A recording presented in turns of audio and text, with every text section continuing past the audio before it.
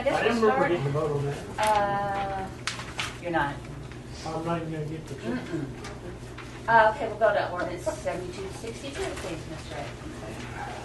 7262 is the first reading on changing zoning out in the vicinity of Eastern and Highway 136, so that's up here on the northeast side of town. It's kind of in that triangle after you come over the Emerald Boulevard Bridge. Kelly, you want to talk about kind of the unusual aspect of this one? Sure. It is a little unusual because of the specific area the request is in. It's just east of Eastern and just north of Amarillo Boulevard. It's basically just west of the Fridge Highway cutoff when you go up towards Fridge.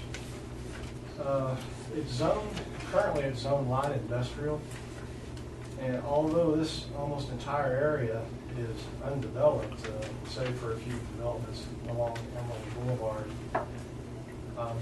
there are some heavy commercial, industrial type uses,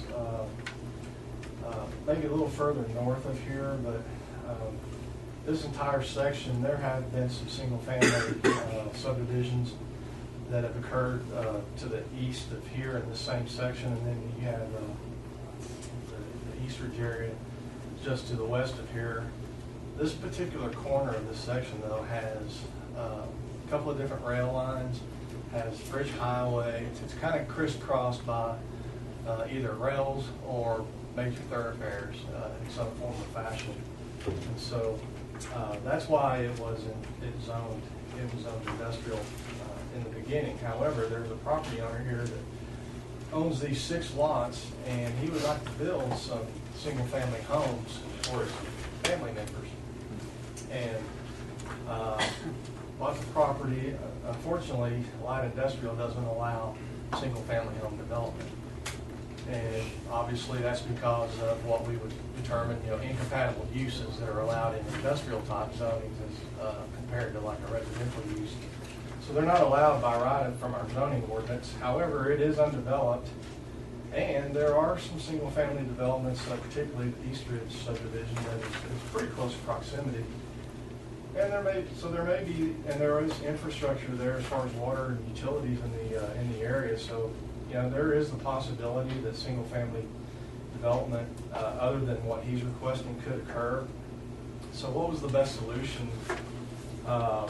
We recommended to the Planning and Zoning Commission, which they subsequently agreed with, is that really given the transportation systems out there and the crisscross of rights-of-way and rail lines, industrial zoning, if not for or some type of commercial non-residential zoning, is probably appropriate for that area, but light commercial is just across Eastern Street, so it's basically adjacent to this property, and light commercial zoning does allow non-residential development as well as residential development. So for the purposes of this request, we thought that light commercial zoning might be the most appropriate zoning because it allows both. It allows the residential development, plus it still allows a variety of non-residential development. And if in fact the property to the north, which knows this is going on and was kind of interested that this guy was thinking about building houses, he thought he might like to build a couple. So if at some point in time residential development looks like that's going to be the trend, then we can always go back and revisit the zoning and maybe put a more restrictive zoning on them for residential development that would protect those types of development. But for the time being, Planning and Zoning Commissioners agreed that they thought this would probably be the best solution to allow what the property owners wanting to do, and also maybe for the surrounding type development that's around there. We sent out property notices to everybody within 200 feet. We got one response from the mobile home sales lot that's just to the south of there that said they would prefer homes to go up behind them rather than something industrial. So they were in favor of it. I was going to ask you, since there's not residential there now, and light commercial across the street, does the city do anything differently, say for trash pickup or utilities or anything like that, because there's new residential space going in there that they are not doing on the south end? Well, but all the lots currently right there do have frontage, and so at the time of submittal, you know, trash pickup is always an issue, and so, yeah, that would have to be something that would need to be worked out, but as far as the commercial aspect, or even the residential development, I mean, as long as they can have the trash be able to be picked up, that's what we mainly look at, right? I mean, with no alley. I'm sorry I asked. No, it's a very good question. It brings a Yeah, lot it's a of good issues question. up to the table. The ordinance currently is that any new residential plat is required to have alleys. And that is what the ordinance states. This is not zoned residential. This is where I always get in trouble, because if it's a residential use, I want it to have an alley, but the ordinance does not mandate that. So I'm in a quandary as to what to say. Do I want an alley if it's residential? Absolutely. Is it mandatory if it's not zone residential? No, it's not mandatory. So therefore, it kind of puts it in that gray area, and it's that multi-use, mixed-use type of thing with this progressive zoning that's out there. You can do multiple uses, including residential and light commercial. And that's where lots of times I have discussions with the public. Yes. Is this going to be replatted? Well, no, that's More typical residential lots? No, and that's why I was going to kind of add on what Mike was saying. The reason I think that we perhaps are kind of, if you want to call it stuck, is these are already platted lots, and so they don't have to replat to plat alleys, those kinds of things. So far, he only has plans to build a couple of houses, and so that's where kind of the discussion starts on, okay, what's the best way to have your solid waste picked up? You know, to combine a pickup area or something like that. I think that's where the discussion starts. By ordinance, he's not required to plat because he already has platted lots. And this is a mixed-use zone, so it would allow both non-residential and residential development. Is there room for an alley there, Michael? Well, there's always room. There is? Yeah. But I agree with Kelly. In this situation, you're looking at taking a piece of property that's been undeveloped for a long time. I don't have a problem with the residents going in there, but we do need to, if that is what they finally decide they do want to do, the ordinance does require that we do have to provide residential solid waste service. So I can't just write that off and say, we'll go do what you want to do. I mean, I am required basically to address that issue with them. And so that discussion will have to take place. And as we do in several places around the city, when there are no other options, we have two basic primary means of picking up solid waste. This is the containerized, which is 94% of the residences, and then we also have the hand pickup. What we try to do, though, is to make sure that those are kind of in concentrated areas, so we're not driving 1 mile to go pick up 2 houses, then go drive another mile and pick up another 5 houses. We try to guide that development best we can, and therein lies the discussion that takes place. So he's gonna build 2 houses, 6 lots. How big are these lots? Well, they're huge. Maybe they're bigger than a quarter acres. They're big lots. You can Within the compare top right size. corner, you can Here you see see it. residential lots in the top right corner. You can compare one side of one of these lots, it's almost a city block, half a block. Yeah. What do you That's where a lot usually. Oh. Wow, that is big enough. It's probably close to, give or take, 600 by 600 areas, something like that's going to be 600, 700. But if you want to come in to replat, to subdivide this into 20 Yeah, residential lots. then they would be required to address the alley situation. Will he have to pick up on 136 or Eastern? Or you're not gonna drive into his property and get the trash out?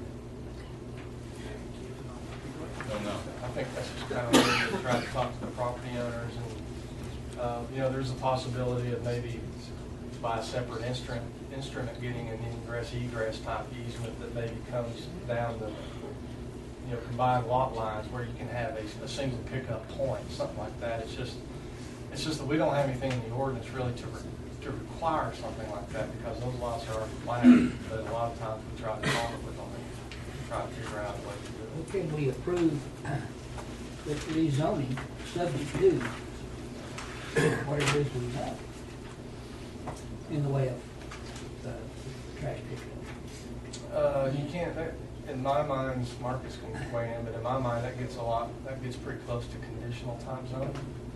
That will approve it if you do this.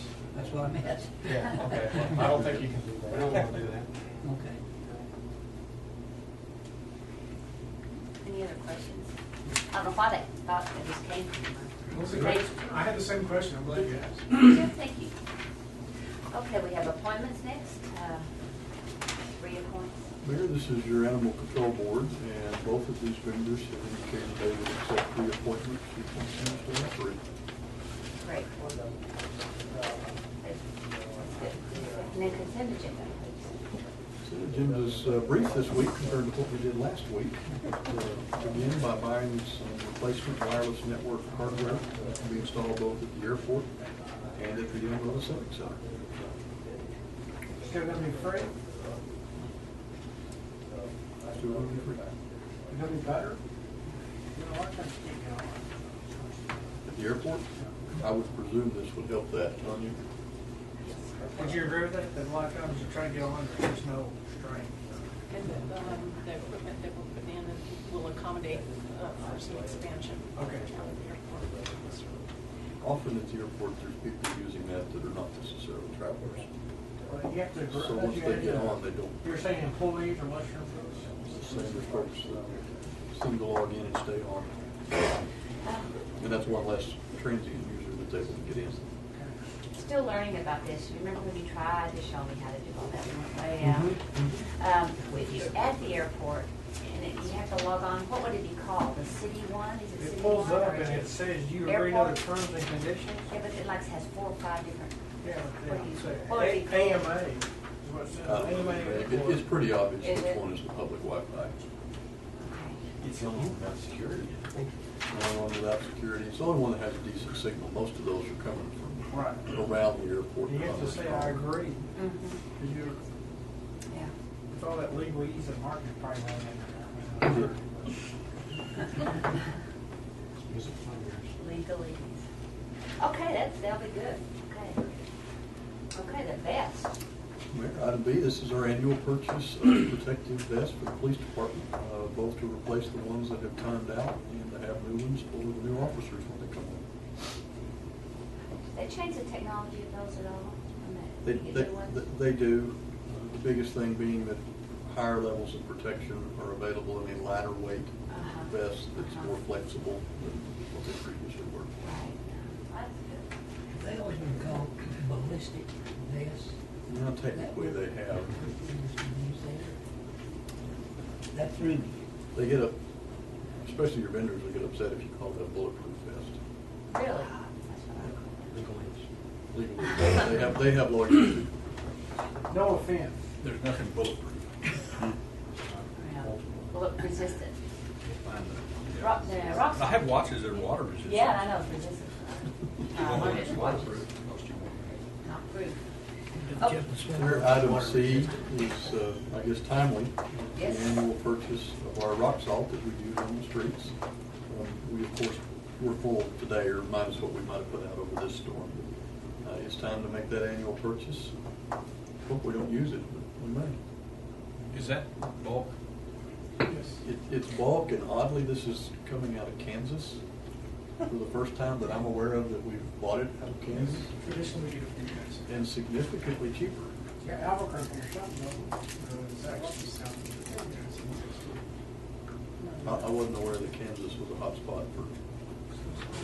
It's our cave Salt. system. Did you see, Michael, where they were on the East Coast, they have so much snow, they're using pickle juice? Did you see that? Did you see it, Tyler? No? That's because they know nobody will drive in the They're, state. they're using brine water. Oh, they said it was pickle juice. Mayor, we're worried about you. I believe it. That was said, that did get reported in the press, but that's not necessarily what it is. It's just a very, very, very salty I water. did, pickle, I didn't know. Ryan. Brine water, okay. Thank you for, I'm glad you saw that too, Chair. Okay, grass seed contract.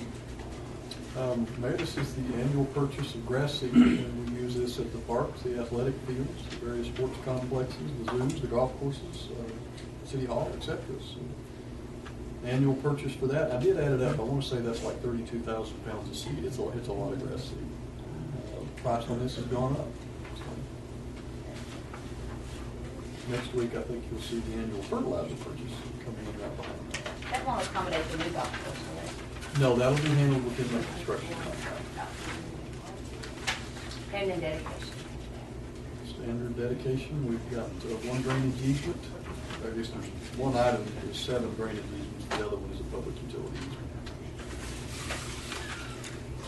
Okay, great. Real quickly, we've done the boards, and we had a comprehensive plan. I tell you, I'm so glad we're doing it. I'm glad I'm here to hear that, and didn't want to miss it. So, guess we'll go to the comprehensive plan then. Unless y'all have questions. Yeah, we'll let Mr. Shaw kind of walk us through this, provide you an update of what's been going on in the background as we begin to make motions towards getting the comp plan implemented.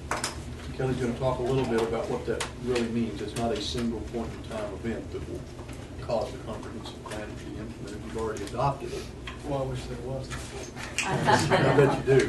Yeah. What you're really looking at over the next period of time is a series of choices, decisions, probably negotiated outcomes that we need to reach, and then ultimately then you implement a change for those particular areas. But the comprehensive plan is comprehensive, it's very wide-ranging. It's not a, here's your list of changes and we put them into place. So we're going to walk through that. I think I had communicated with y'all to get a moment to kind of think about some stuff that we had in that presentation. We'll talk about that when Kelly's done. I believe all of the staff that has direct charge with implementing this is here today if you have any questions. And we've got some time to do that, and then if we could, if we need just a short bit for some closed session before we go to the meeting. You can have mine after we come out. Well, okay. Well, I don't want to take y'all. Do y'all have an extra copy? I have an extra copy. Awesome, thank Do you. you have one copy? I do. That's okay. I'll share it. Here's a copy for the mayor, and we'll have copies for the audience brought I up. forgot to grab it. Speaking of golf courses, if I could, while he's getting ready, FedEx has shut down its deliveries, so we're going to postpone the opening of the golf course bids a week to be sure that all bidders have an opportunity to participate. FedEx is, now what's that again? FedEx is not making all of its deliveries today. Oh, today. Today. So be sure that Well, there's how many? he was just here, wasn't he? Yes. Yeah, he went to Okay. purchasing it. I want to say there's 18 generals that have plans out for that. So we want to be sure we get all of them in. Somebody's got the logo. Weather. We want to be sure it gets here. Mr. Shaw. Vicky, back here, real quick with those, sorry about that, I was grabbing other stuff, ran off here, left those. Just to give you a real quick update on kind of why we're here, as you know, we adopted the comprehensive plan. We waited for King Keys to do a pretty thorough code evaluation where they went through all of our development-related codes to identify a lot of areas that they thought our existing ordinances and regulations had a conflict with what the goals were in the comprehensive plan. So if you want to implement your comprehensive plan, you need to have the mechanisms to do it. So they tried to identify some of our existing issues in our existing codes and ordinances. So we've got that. They're also about to wrap up a facilities assessment as far as long-term, like wastewater and water facilities, and they're working with Parkhill, Smith, and Cooper on wrapping that up. That ought to be done pretty soon. But where we are at this point really is it's time to really start implementation of the plan, and that's a lot easier said than done. But really, what's come out of the comprehensive process, the comprehensive plan steering committee did a lot of work, several community type input sessions, So we have a lot of documentation, a lot of things that have been identified that we need to address. One of the actual hard items that came out of the plan itself is in your implementation chapter is there's a table 7.1, which is the implementation strategy that are recommended. A lot of this has come from exactly what the Comprehensive Plan Steering Committee did as far as listening and identifying issues. So everything that I'm going to be going over today is in here in some form or fashion, and I'll be pointing those out. But this is a real important tool for us to use within the comprehensive plan document itself. One of the things that we've done recently as staff is we've met internally with all of the division directors, department heads of the various areas within the city that are going to be involved with the implementation of the comprehensive plan. And basically that is everybody that has anything to do with development, planning department, building safety, utilities, engineering, public works, parks and recreation, several different departments. And so we all met and we said, okay, we've got the comprehensive plan. We've all read it. We've looked at the code evaluation. Wanted to try to get some feedback specifically from staff. We've got it from everybody else, but wanted to get it specifically from staff as to, okay, from what you see, is there anything that you think have been missed, or is there any issues that have been talked about that you personally think are priorities or things that we really need to pay attention to? And there really was only one thing that came up that maybe wasn't specifically addressed in any detail in the comprehensive plan. The three main issues that came up in our staff meetings were the ordinance regulation, the ordinance and regulation type amendments that would need to be done. And that's actually identified as action item number 2 on this table, just your ordinance amendments that are going to be necessary to realize these goals in the comprehensive plan. Also, growth management policies and our practices, that also is mentioned as a priority in this table. So those two things we all agree with. Those are some of the things that we really do need to get on as soon as possible if we want to start implementing some of the goals from the comprehensive plan. The last one there, the internal development management procedures, is something that really isn't discussed all of that much in the plan. There's talk about coordination and partnerships and that kind of thing. But within our staff discussions, it really became apparent that we all, as staff, agree that we can also do a better job at how we address development. We've got a lot of procedures in place that have been that way forever. And just because something is done a certain way doesn't mean that's necessarily the best way to do it.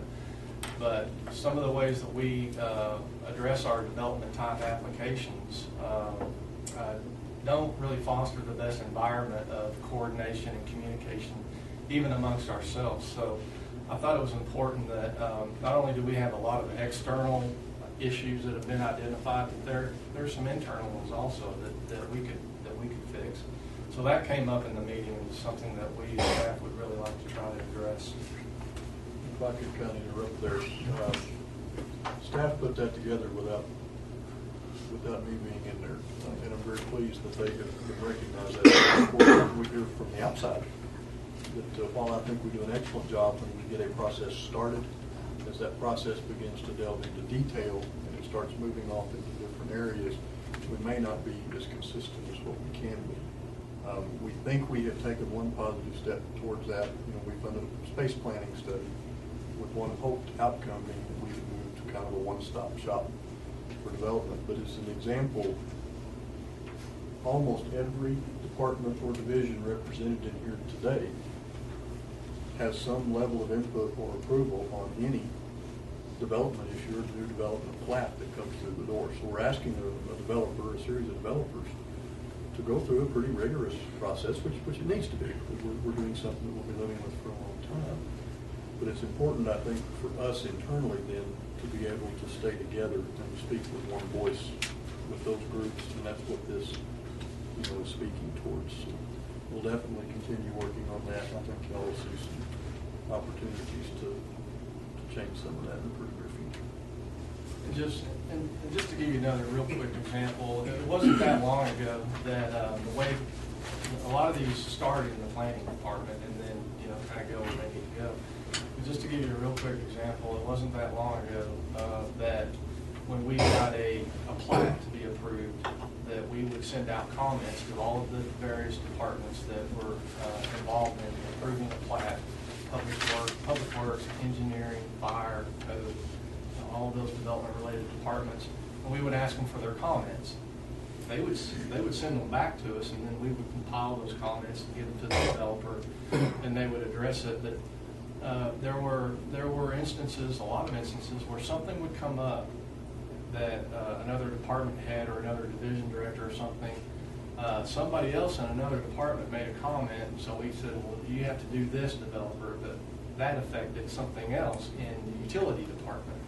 And so there never was this coordination kind of going on, so we started at least meeting around the same table and going over the comments, and that just something that minor really helps when you actually get around the same table and everybody hears everybody's comments. So that's a real simple example, but it's that kind of thinking that I think and some of those processes that we have here that I think can be improved upon and be better for us, be better for developers, be better for everybody involved. So that's what we really think we can improve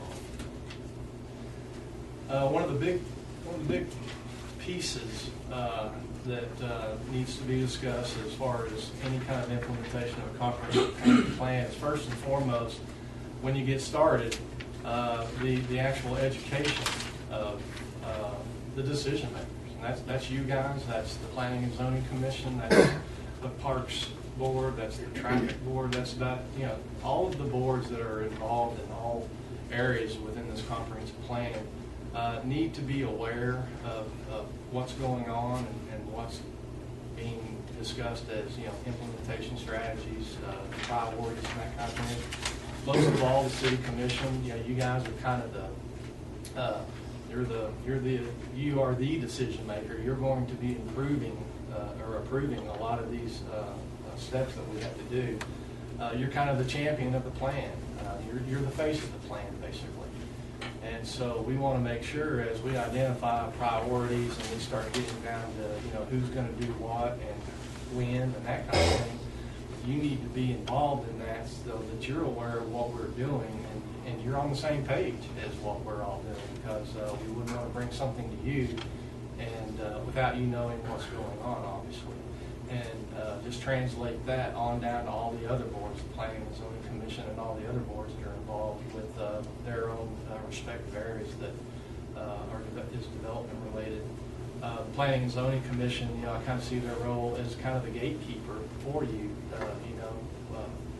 for them to send something to you to be discussed or with that. It's their job to kind of make sure that number one, it fits within the goals that we have in the comprehensive plan,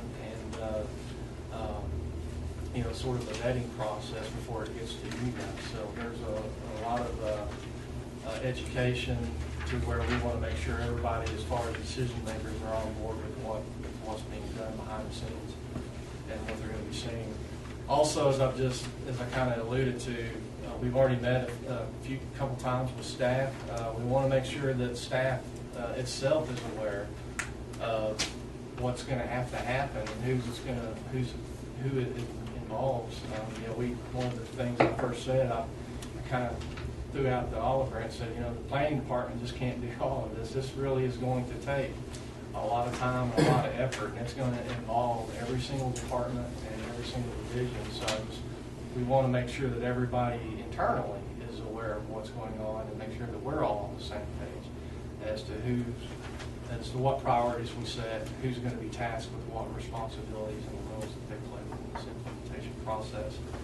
And so, as far as this implementation item, obviously this is something that we need to do right off the bat. So it's a near-term action.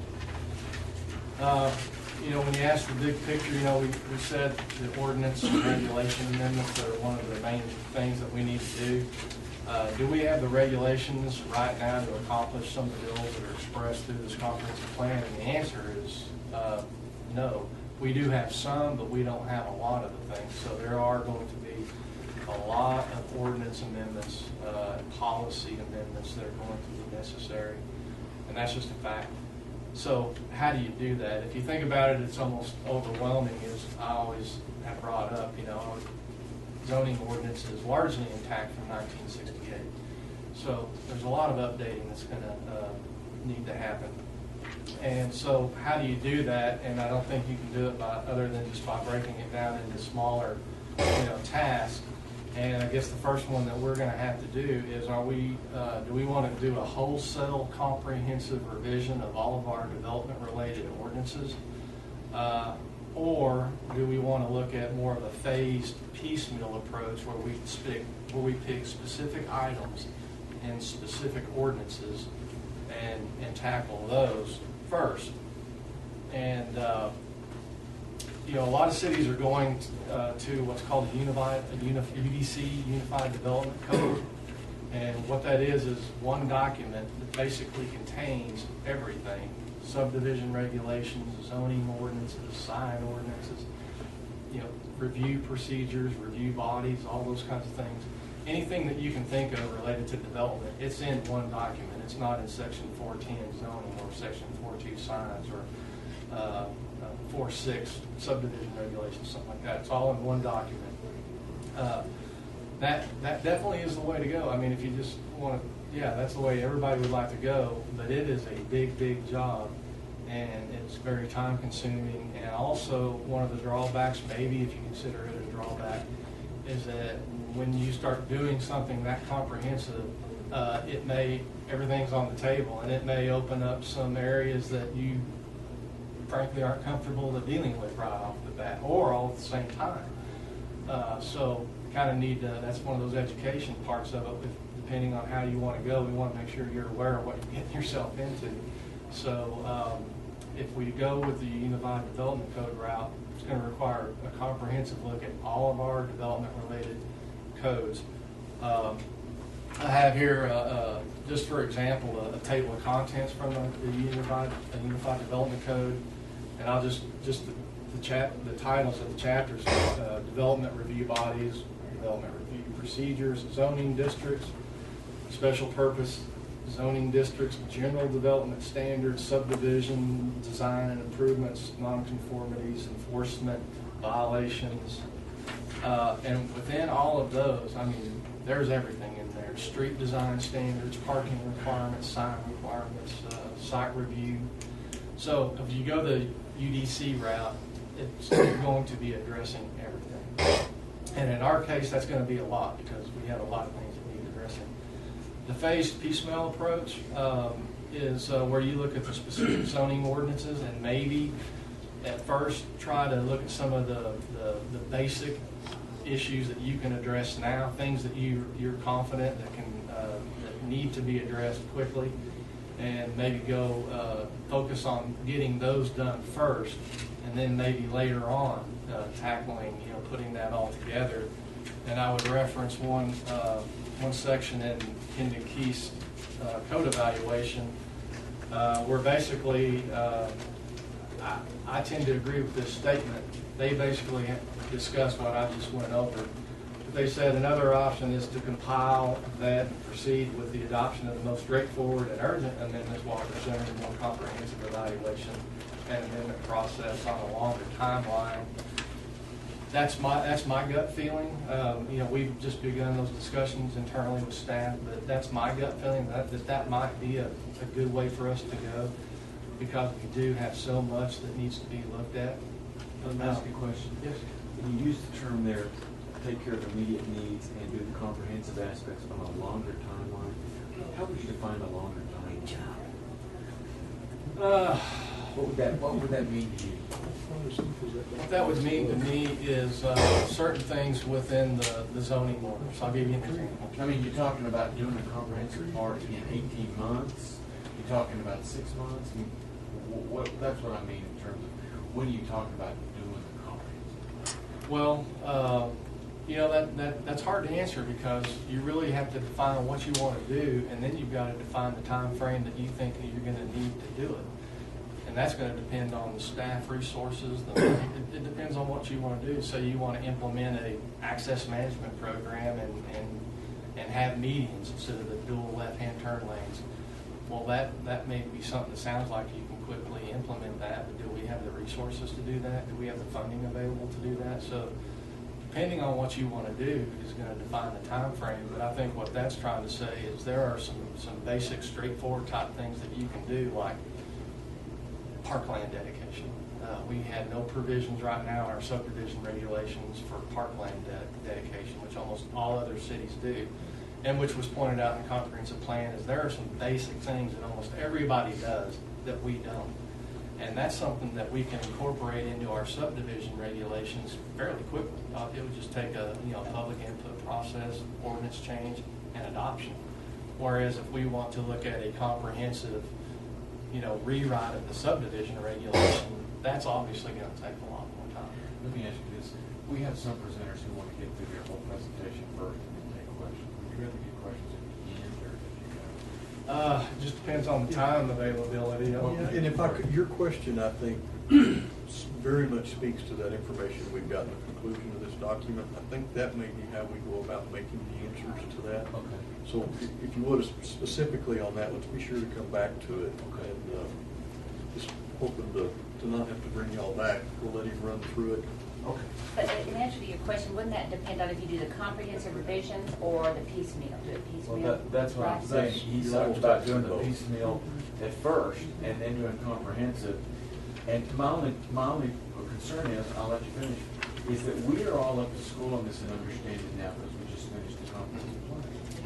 And so if we're gonna just hit a few high points, we're gonna kind of lose all the benefit of our education. That's my. Because of the elections.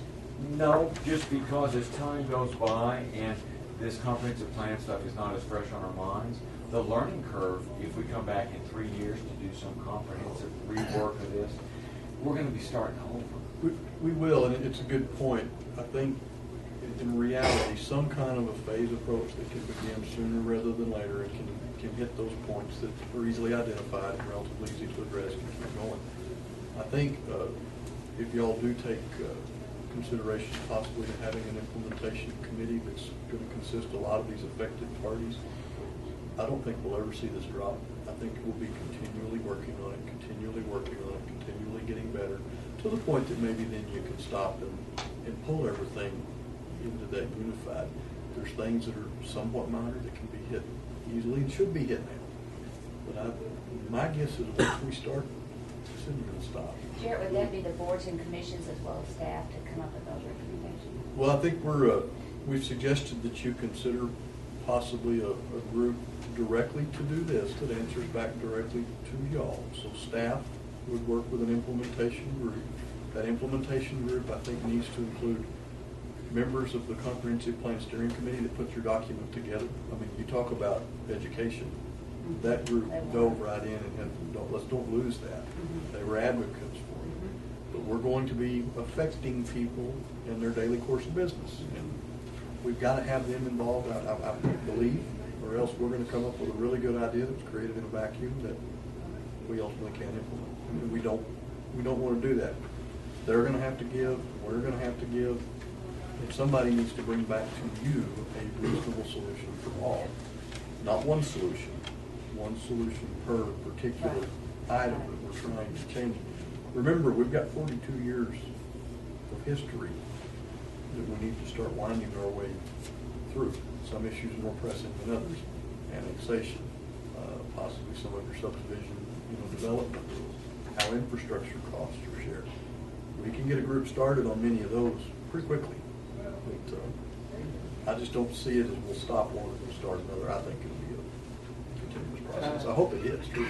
And I think that's a really great point. And we just like Jared just said, we kind of have to change the culture right now. I think that's where we kind of got off track, if you want my opinion, with our last comprehensive plan that it was done.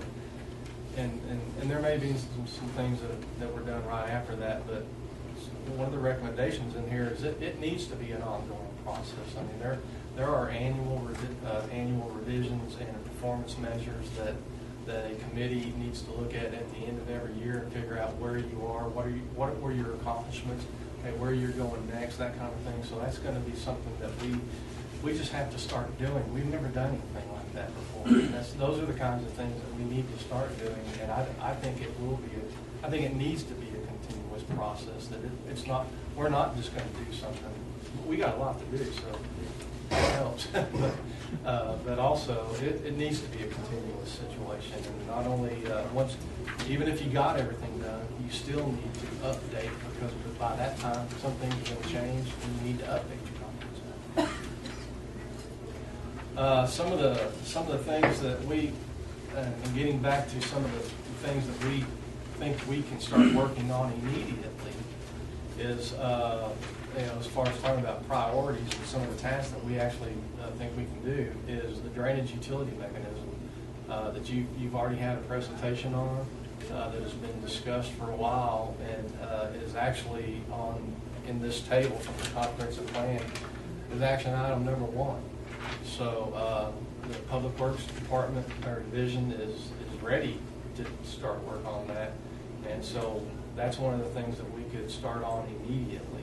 And it has its own process that it has to go through, but it's something that we can actually do that's contained within the comprehensive plan as a priority that we can start on immediately.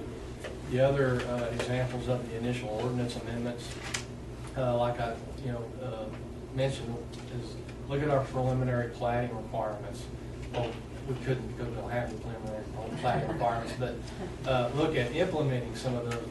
We get into I think we have a lot of issues right now in some of our developments that we only require final plats, and we don't see the big picture. And then phase 3 comes along, and we weren't really aware of how that was going to happen, and we may have had some suggestions on how better to address service needs, if we had known the big picture and that kind of thing. So preliminary plat requirements, traffic impact analysis, that's one of those basic things that's pointed out in the comprehensive plan that everybody does, but we don't do that. So I think these are some examples. Parkland dedication, I already mentioned. Water service in the ETJ, we have a policy now that we've worked on, and kind of was put in the background when we started this process. But these are some of the things that are basic requirements that a lot of other places do that we don't have, that we think as staff are mentioned in the comprehensive plan as priorities, and those are some of the things that we can do immediately. Growth management was the second item, after this initial ordinance amendments. The growth management was another priority. It was discussed at length in the comprehensive plan, and was discussed at length in our staff meetings, and we both agree that that's something that we really need to get a handle on.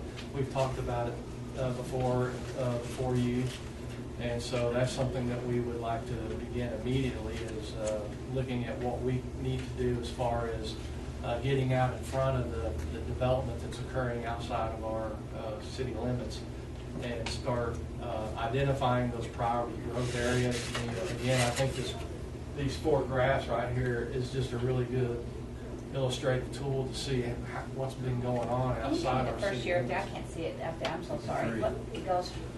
This is 1953, 1967, 1988, and 2009, with the attention being put on all of this peripheral type development that's been occurring outside of our city limits, and that really would be a hindrance to our growth in any of those areas because of what we would say kind of substandard type development.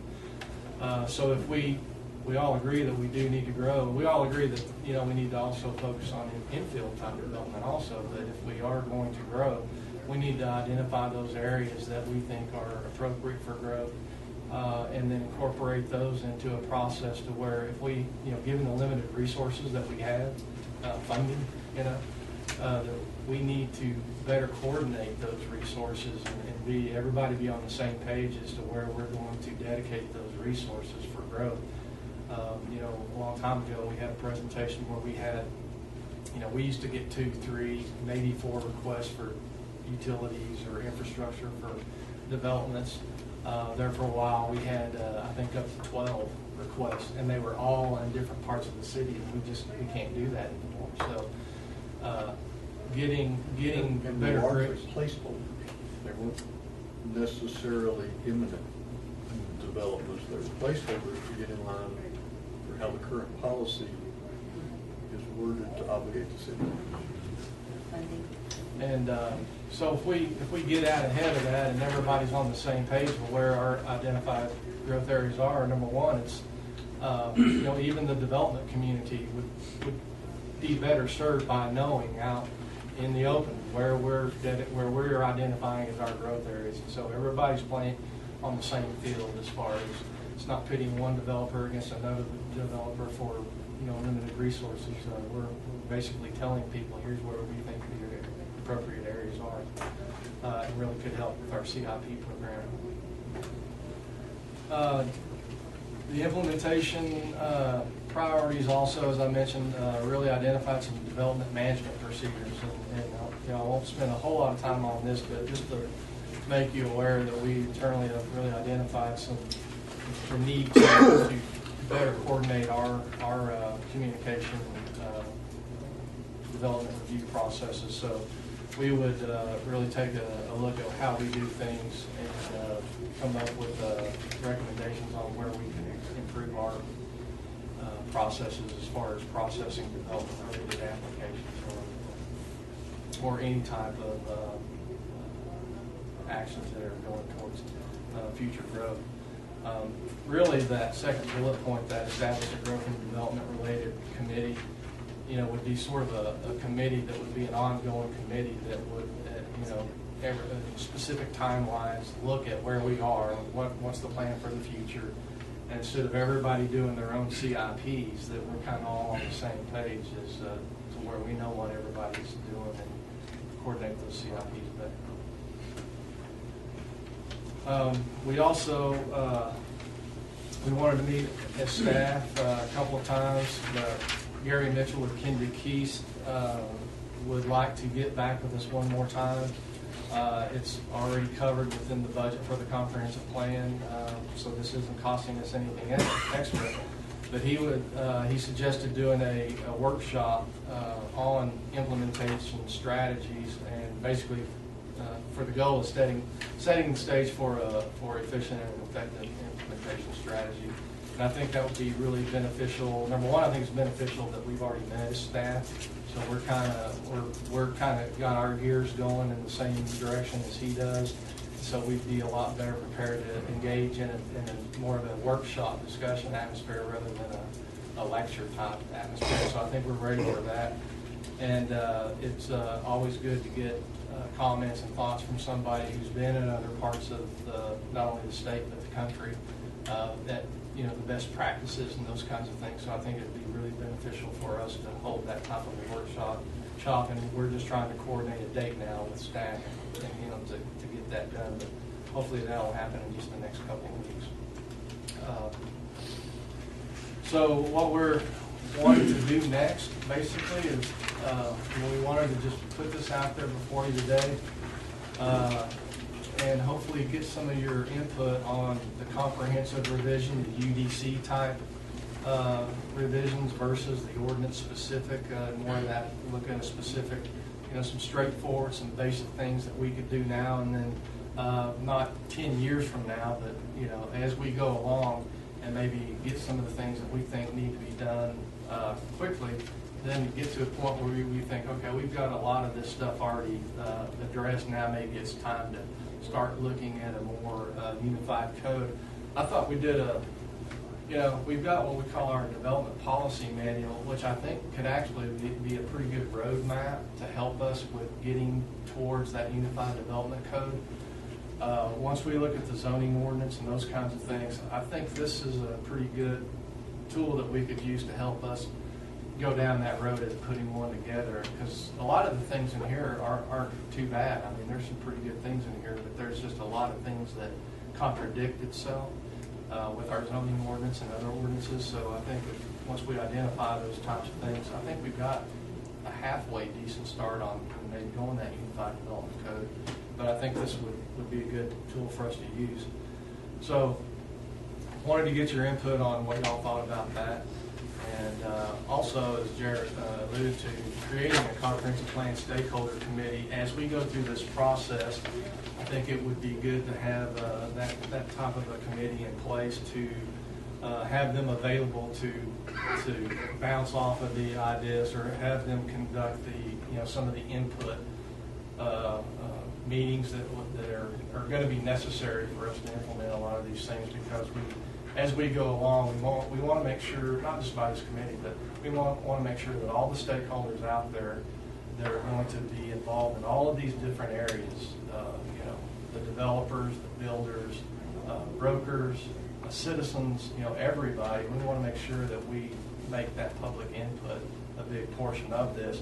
But a comprehensive plan stakeholder committee could be beneficial in that we could bring, ideas, or, where we think we need to go as far as tasks, and, have them be involved in that process also. So we would ask think about creating something like that, maybe give us their direction to do that.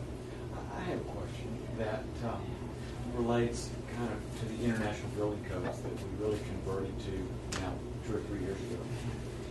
And there were some aspects of that where the environmental conditions, the soil conditions were different here than average, and so we made some modifications to that. I think it would help the public understand. They do this all over the country in every city. Why is it that it's not common practice to take a boilerplate of kind of acceptable practices that's comprehensive, and then just make local modifications? Why is it that doesn't work very well in the marketplace? That's a big question. And one of the reasons that it wouldn't would be the phenomenal difference in how communities manage their fiscal affairs. I.e., what is an acceptable tax rate? What are acceptable fees? What portion of a project do we presume is acceptable to be paid with the public purse versus a private purse? And what's the role of the public participating in those? In many cases, just what is the sheer growth rate of the community? Managing growth, like you saw in the north end of Austin, up until the crash, is done in a phenomenally different manner than you would attempt to manage growth in an Amarillo that has averaged an inclining but very stable rate of growth over the years. A lot of it has to do with how a community wants to fund its part, whatever its part happens to be. Do we raise rates and fees and taxes and pay with cash? Do we take debt financing? You've seen a lot of metroplex cities got into the high growth, big development codes, impact fees, things like that. They forward funded everything through debt. A lot of them are having trouble keeping up to do that, especially our property values went flat on us. We didn't have the drop that you saw there. And so if you forward funded a significant amount of debt payable that will tax you, it's a double hit, big time. An item like we're talking about, or a concept like we're talking about here, is so uniquely local, without some very, very significant input from the community leaders, from the elected world, from the business world, the development world, the regulatory world. I don't know that you could have something that by the time you were done substituting, you wouldn't have been better off starting. One size does not fit all. I don't believe it does. Anyway, there's different variables. In something like this, it's not like constructing a car or a home or something like that. That's a mechanical process and procedure that's usually the same no matter where it's done. The rules and regulations that go under it are just much more local. Has the comprehensive plan committee been dismissed? The steering committee's charge expired. Their work is finished, although you have several offered to continue should you have another role for them. Well, to me, we do. I think that because of their experience and because of the broad diversity of that committee, I think we need to bring them back. At least, if for nothing else, discussion and input. Bring that whole group. You want to bring a smaller set. I envision this group, if we choose to get them to be a continuing, functioning, working group. And the comp plan steering committee was phenomenal. It was a very, very large group. They were very, very active and very vocal in their activities. Would this group get very detailed on specific ordinances? Yes. Like signage, and would they have to have a no conflict of interest with the city, or, you know, as we did with signage, a lot of those folks were criticized because they had an investment in that particular issue. I think if you walked in towards an issue that might have that, you deal with that on an individual basis.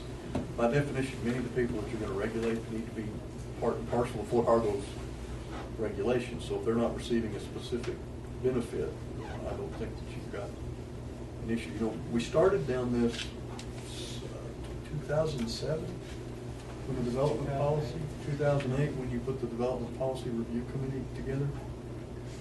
Good group, a lot of knowledge, but it was pretty much heavy towards one side. Developers. So that's what you got back.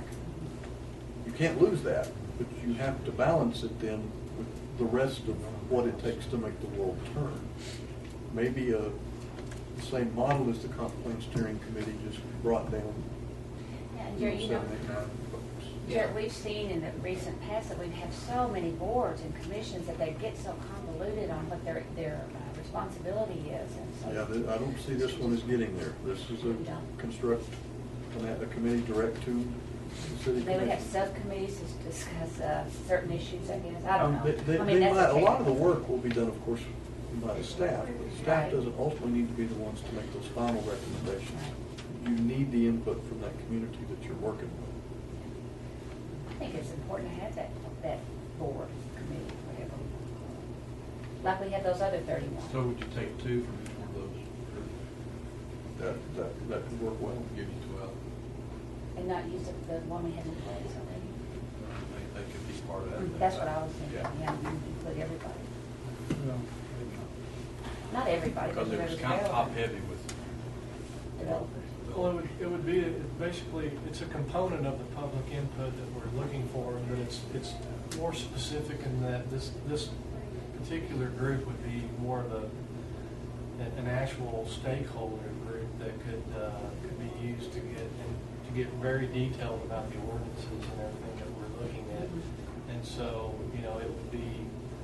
it would be similar to the sign committee, but more diverse in what they're going to be looking at, to really work through, this is what we're looking at, and get very detailed about the types of ordinances, and then just be part of that vetting process before it came to planning and zoning commission.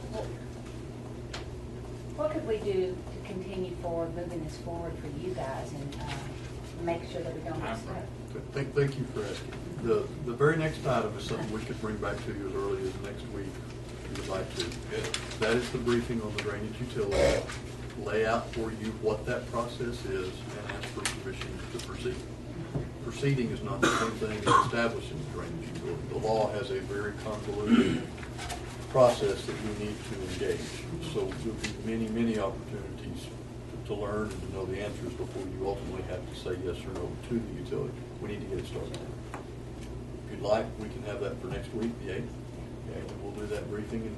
Yeah, and you can have those in one at a time, okay, and you can do more than Well, drainage. or you can- see, the second thing we would do then is, would you let us draft a proposal, a resolution to create this steering committee and get that back to you, probably not later than 2 weeks, and we can start putting it in place. Y'all have some time to think about some names, starting with the comp plan steering committee last year's next one. Ken, were you on that comprehensive plan? Was I on it? Yes, ma'am. I thought so. I thought so. The point I was going to make about that is that I think the steering committee had 21, 22 Yeah, it was a big members. one. We met 15 months, over a period of 15 months, and I think there were probably 15 or 16 people that were consistently there Yeah, we had- attending. So, Yeah, as Commissioner Boyd pointed out, if you wanted to pick 2 people from the steering committee, I think that's a big pool to pick from. knowledge right there, you bet. Alan, were you on that too?